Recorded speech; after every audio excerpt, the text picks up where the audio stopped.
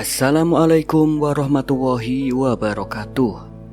Berjumpa kembali di channel Nurul Bercerita. Pada kesempatan kali ini, saya akan membawakan cerita inspiratif. Cerita ini yang datang dari seorang wanita bule asal Inggris. Dia yang dijodohkan oleh kedua orang tuanya, tetapi nasib malam menimpa kepada dirinya. Nah, kira-kira nasib malang apakah yang menimpanya? Biar kalian tidak penasaran dengan alur cerita selengkapnya, tidak usah lama-lama lagi, kita langsung masuk saja ke ceritanya.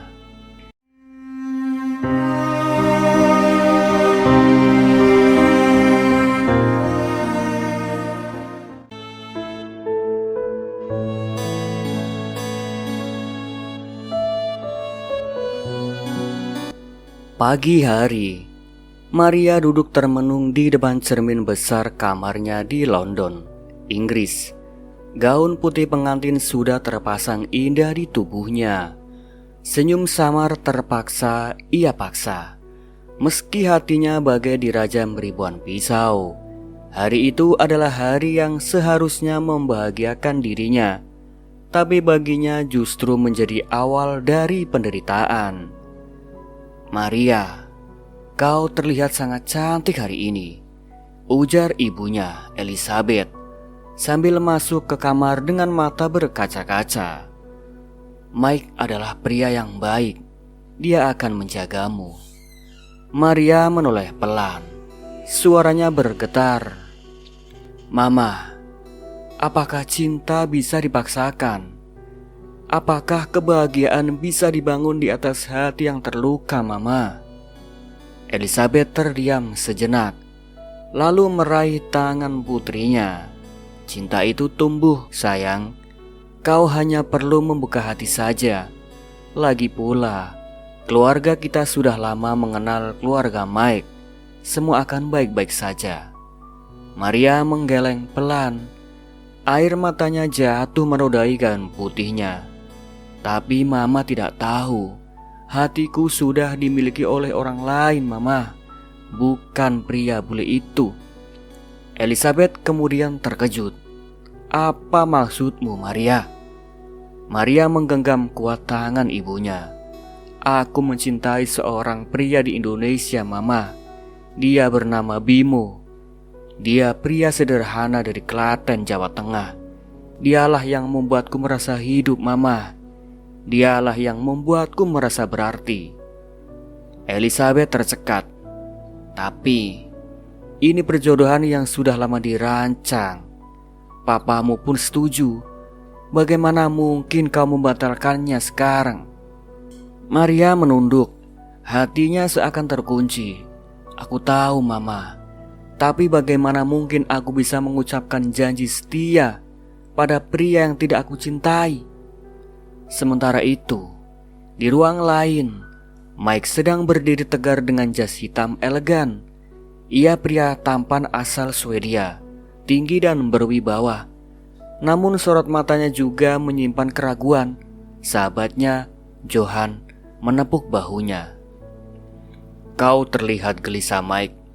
Mike menarik napas panjang. "Aku bisa merasakan, Johan. Maria tidak sepenuhnya mencintaiku. Dia selalu tampak jauh, meski tersenyum di depanku." Johan mengernyit. "Tapi bukankah ini pernikahan yang kau impikan, Mike?" Mike menghela nafas. "Impian? Atau sekadar kesepakatan kedua keluarga? Aku memang menyukai Maria, tapi aku ingin dia juga mencintaiku. Aku tidak ingin menikah dengan hati yang kosong, Johan." Suara denting piano dari aula pernikahan mulai terdengar. Para tamu sudah memenuhi kursi, menikmati suasana elegan yang penuh kemewahan. Semua tampak bahagia, kecuali dua orang yang menjadi pusat acara itu, Maria dan Mike. Maria melangkah pelan di lorong gereja ditemani ayahnya. Senyum dipaksakan namun matanya berkaca-kaca. Di dalam hatinya ia berbisik nama yang sama berulang kali. Bimo, Bimo, maafkan aku. Di altar, Mike menunggu. Ia memandang Maria dan seketika hatinya pun diguncang. Ia bisa membaca jelas kesedihan di mata wanita itu. Pendeta mulai berbicara. Hari ini kita berkumpul untuk menyatukan Maria Elizabeth Anderson dan Michael Larson dalam ikatan pernikahan. Semua tamu terdiam hikmat. Maria menunduk sementara Mike menatapnya dalam-dalam. Apakah engkau, Michael Larson, bersedia menerima Maria sebagai istrimu dalam suka dan duka hingga maut yang akan memisahkan? Mike kemudian menelan ludah. Saya bersedia, jawabnya lirih. Pendeta melanjutkan, dan apakah engkau, Maria Elizabeth Anderson, bersedia menerima Michael sebagai suamimu dalam suka dan duka hingga maut memisahkan? Hening panjang. Semua mata tertuju kepada Maria. Tangannya gemetar. Air matanya pun menetes. Suara Bimo terngiang di kepalanya saat mereka duduk bersama di bawah pohon pisang di daerah Klaten, tertawa dengan polosnya. Maria, aku tidak punya harta. Aku hanya pria sederhana. Tapi aku berjanji padamu, Maria, aku akan selalu mencintaimu, ucap Bimo kala itu. Maria menutup mata, hatinya pun hancur. Ia berbisik sangat pelan, hampir tak terdengar. Maafkan aku, Bimo. Pendeta mengulang pertanyaan. Maria, apakah engkau bersedia menerima Michael? Maria menahan tangis, lalu mengangguk kecil. Iya, saya bersedia. Tepuk tangan dan sorak-sorai memenuhi ruangan. Namun, di balik gaun putih Maria, hatinya meraung. Mike menatapnya dengan perasaan campur aduk, bahagia karena sah menjadi suaminya, tetapi juga sedih melihat air mata yang tidak bisa ia sembunyikan. Malam hari, resepsi berlangsung meriah.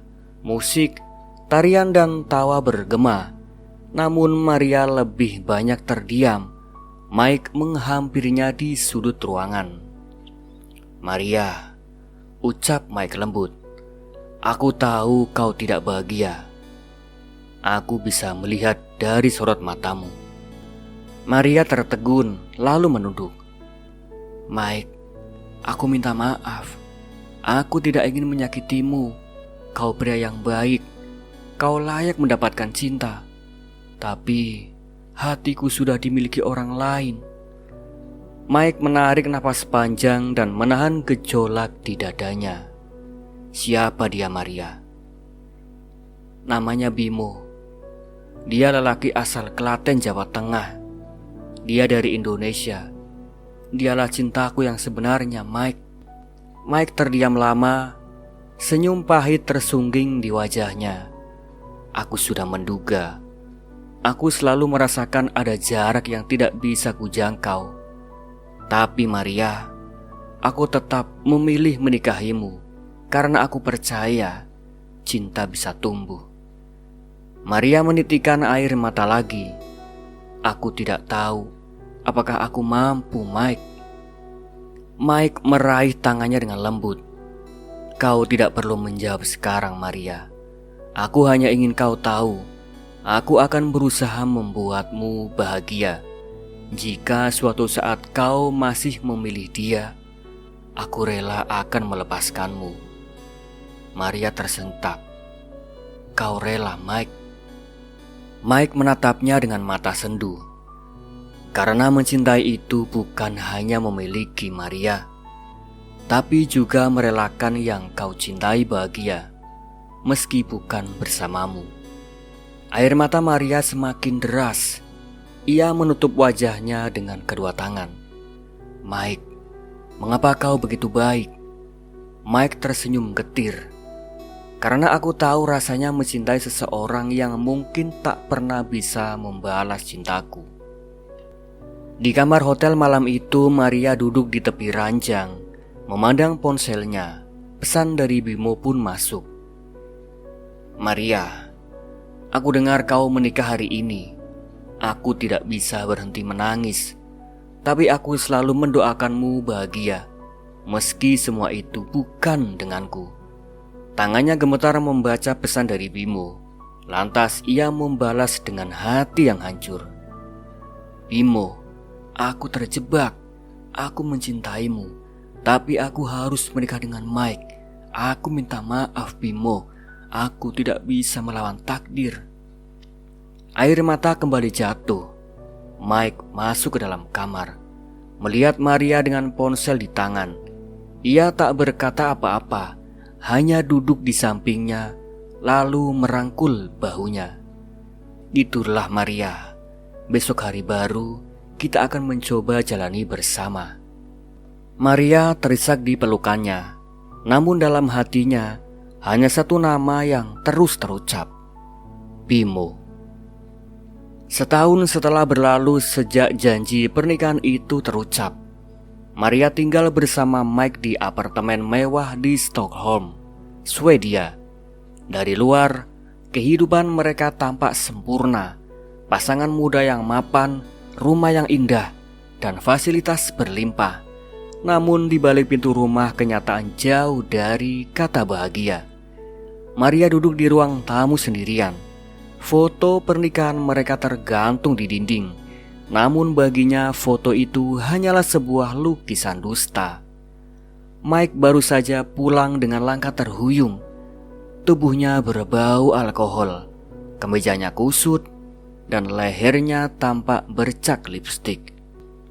Mike, suara Maria bergetar menahan emosi. Kau mabuk lagi? Mike mendengus, melempar jasnya ke sofa. Ah, jangan mulai ceramah lagi Maria. Aku lelah. Maria berdiri, matanya penuh amarah dan kesedihan.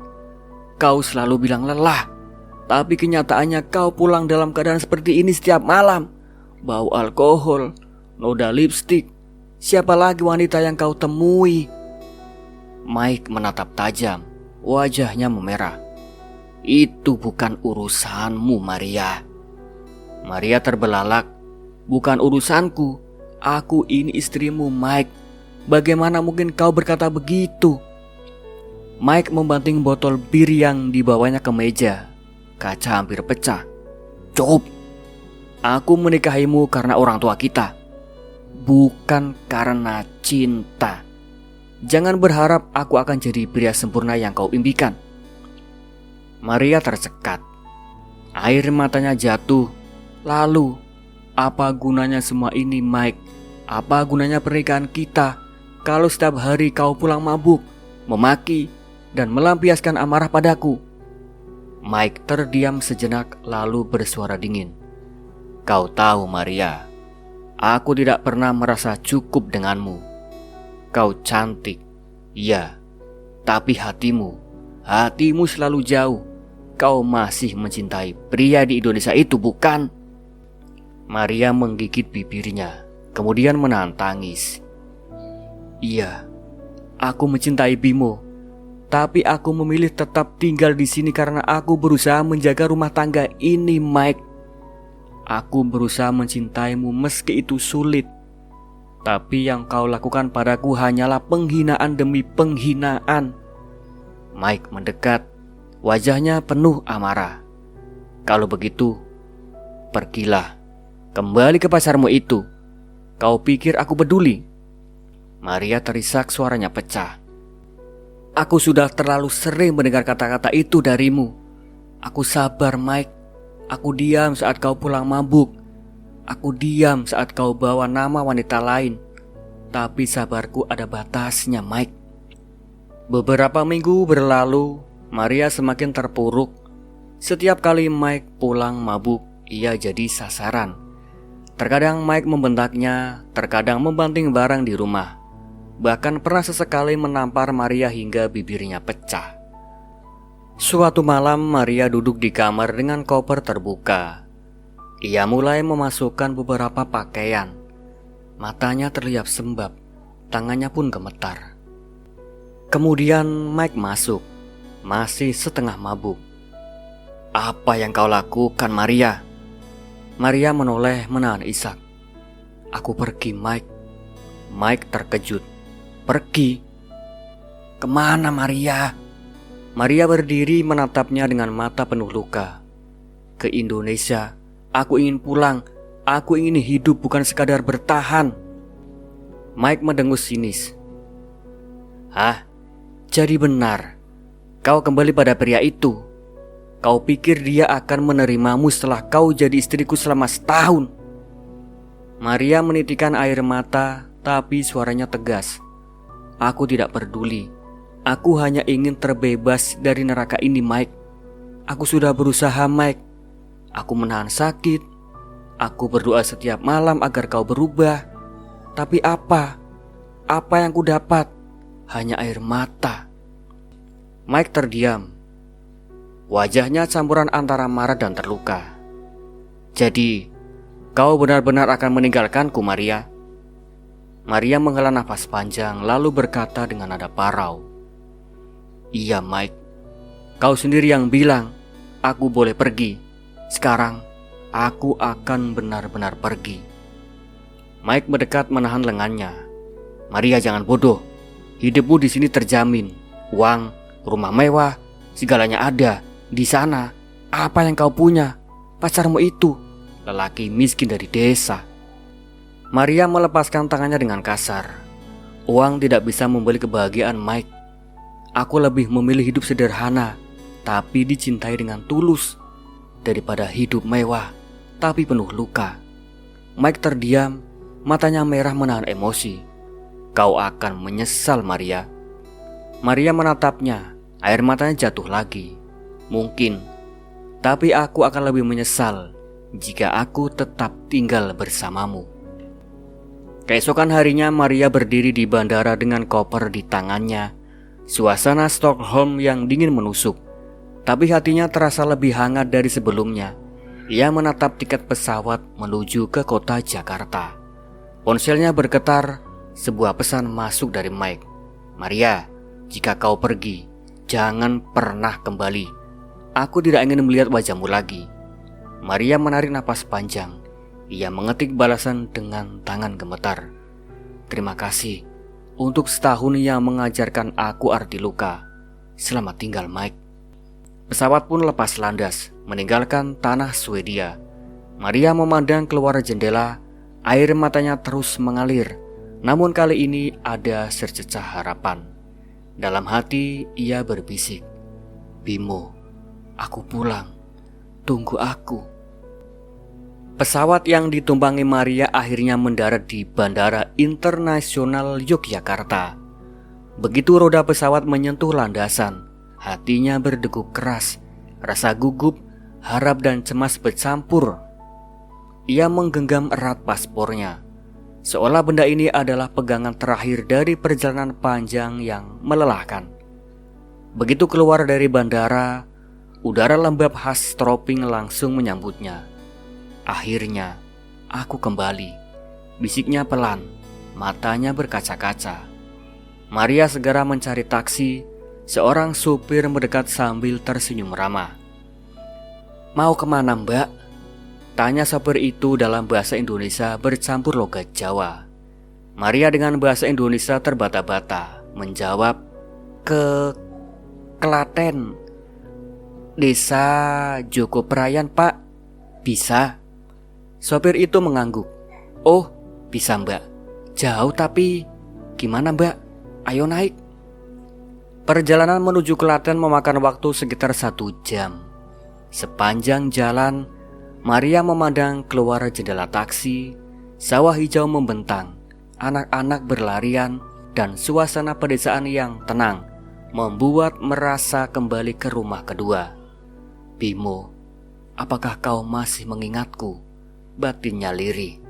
Akhirnya taksi berhenti di sebuah perempatan desa. Sopir itu menunjuk ke arah jalan kecil. Joko Prayan ke sana, Mbak. Taksi tidak bisa masuk. Harus jalan kaki atau tanya kepada seseorang. Maria membayar ongkos lalu menarik kopernya. Ia melangkah perlahan di jalan desa. Beberapa warga duduk di pos ronda. Sebagian lagi menjemur pagi di halaman rumah. Dengan penuh harap ia mendekat ke seorang ibu parubaya. "Permisi, Bu. Saya mencari rumah Bimo. Bimo, anak muda yang kerja di sini loh, Bu." Ibu itu mengerutkan dahi. "Oh, Bimo. Di sini nama Bimo banyak, Mbak. Bimo yang mana toh?" Maria kebingungan. "Bimo, Bu. Umurnya 25 tahun. Wajahnya yang ramah. Dia kerja buruh bangunan mungkin." Ibu itu menggeleng. "Kurang ngerti, Mbak. Coba tanya ke warung depan sana, Mbak." Maria berjalan lagi, kali ini ke warung kecil. Ia bertanya lagi, namun jawabannya sama. Tidak ada yang tahu pasti. Langkah Maria semakin berat. Matahari mulai condong ke barat. Peluh membasahi wajahnya. Ia duduk di pinggir jalan menatap koper kecilnya itu. Apa aku salah? Apa dia sudah pindah? Atau dia sudah melupakanku? Bisiknya, suaranya parau. Air mata mulai jatuh membasahi pipinya. Tepat saat ia hendak menyerah, suara knalpot motor terdengar mendekat. Seorang pria dengan helm lusuh dan seragam kerja buruh bangunan melintas. Saat menoleh sekilas, matanya terbelalak. "Maria!" Suara itu membuat Maria tersentak. Ia menoleh cepat, jantungnya hampir berhenti. Di hadapannya berdiri lelaki yang selama ini selalu hadir dalam mimpinya. Ya, Bimo.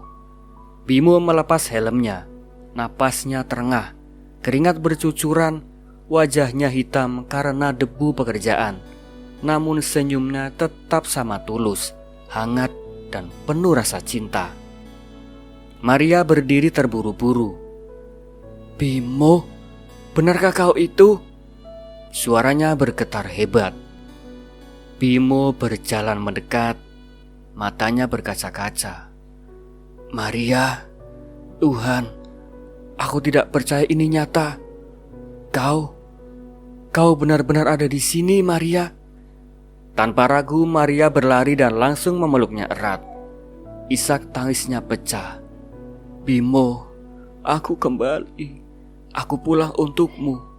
Bimo tertegun, namun ia membalas pelukan itu dengan kuat. Tubuhnya gemetar.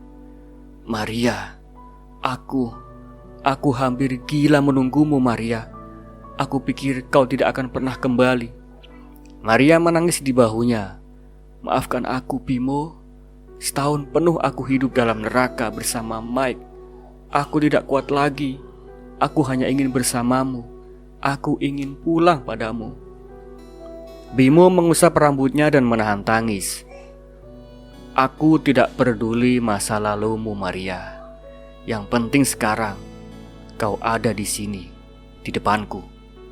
Beberapa warga desa yang lewat berhenti memperhatikan mereka. Seorang bapak berbisik, "Loh, itu Bimo ya? Kok lagi peluk bule?" Tapi Bimo tak peduli. Hanya Maria yang ada di matanya. "Maria," katanya lembut, "kau tahu berapa lama aku menunggu hari ini. Setiap malam aku berdoa. Aku selalu berharap suatu saat kau kembali. Dan sekarang doaku terkabul. Kau benar-benar kembali, Maria." Maria menggenggam tangannya erat. "Aku janji padamu, Bimo, aku tidak akan pergi lagi. Aku tidak akan meninggalkanmu lagi. Aku lebih memilih mati di sisimu daripada hidup mewah tanpa cinta." Bimo menatapnya dalam, matanya berkilat karena air mata. "Aku lelaki miskin, Maria. Rumahku kecil. Pekerjaanku hanya buruh bangunan. Aku tidak bisa memberi kemewahan seperti Mike. kau yakin sanggup hidup denganku, Maria?" Maria menggeleng tegas, air matanya jatuh lagi. "Aku tidak butuh emas, tidak butuh rumah mewah. Aku hanya butuh satu hal. Cintamu, Bim, itu sudah cukup untukku." Bimo memeluknya sekali lagi, kali ini lebih erat. "Kalau begitu, mulai hari ini jangan pernah lepaskan aku lagi ya, Maria." Maria tersenyum di tengah tangisnya. "Tidak akan pernah, Bimo. Tidak akan pernah." Matahari sore mulai turun. Langit desa Jogoperayan berwarna oranye keemasan. Mereka duduk di tepi jalan masih bergandengan tangan. Bimo menatap wajah Maria dengan tatapan penuh cinta. "Maria, aku ingin kau tahu, aku tidak pernah sekalipun melupakanmu. Meski aku tahu kau menikah dengan orang lain, hatiku tetap milikmu. Aku hanya bisa pasrah pada takdir." Maria mengusap pipinya, kemudian suaranya lirih. "Dan aku, meski tinggal di rumah besar, setiap malam aku menangis, memanggil namamu dalam doa. Aku terjebak, Bimo. Tapi akhirnya aku berani keluar dari penjara itu." Bimo menarik napas panjang. "Aku bahagia sekali kau kembali, Maria. Tapi kau sadar kan, kita harus hadapi kenyataan. Mike bisa saja mencari tahu. Bisa saja dia datang ke sini." Maria menggenggam tangannya lebih erat. "Biarlah, aku tidak takut lagi. Apapun yang terjadi, aku tidak akan pergi darimu." Bimo menatapnya lama, lalu tersenyum samar. "Kalau begitu, selamat datang kembali, Maria. Selamat datang di rumahmu." Maria tersenyum di balik air matanya. "Iya, Bimo, rumahku adalah hatimu." Mereka kembali berpelukan, membiarkan senja desa Jogoperayan menjadi saksi bersatunya cinta yang lama terpisah selama ini. Dan cerita pun selesai. Bagaimana menurut teman-teman dengan cerita kali ini? Apakah ceritanya bagus atau bagaimana? Jika kurang menarik, kalian bisa tulis di kolom komentar. Nah, akhir kata saya pamit undur diri.